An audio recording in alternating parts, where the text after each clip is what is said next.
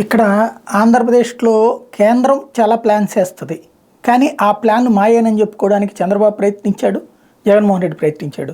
అంతర్జాతీయంగా ఇట్లాంటి పెద్దన్న పాత్ర నాటకం ఆడుతూ ఉంటుంది అమెరికా. ఇజ్రాయెల్లో ఉన్నటువంటి వ్యవహారాల్లో గాజా లోపలికి ఆహారం పంపించాలి. అది భూమార్గంలో నుండి పంపిస్తే దోచుకుపోతున్నారు హమాస్ తీవ్రవాదులు, చివరికి సామాన్యులకి అందట్లేదు.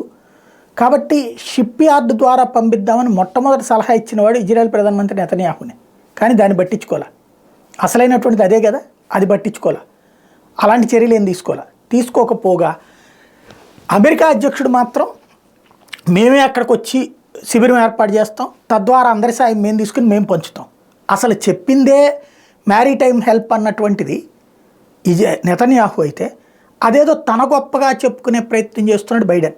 కాబట్టి అంతర్జాతీయంగా కూడా ఈ దాన్ని ఏమంటారు, పేరుని గ్రాబింగ్ చేసేవాడు, లాక్కునేవాడికి సంబంధించినటువంటి ఉదంతానికి సాక్ష్యం అది.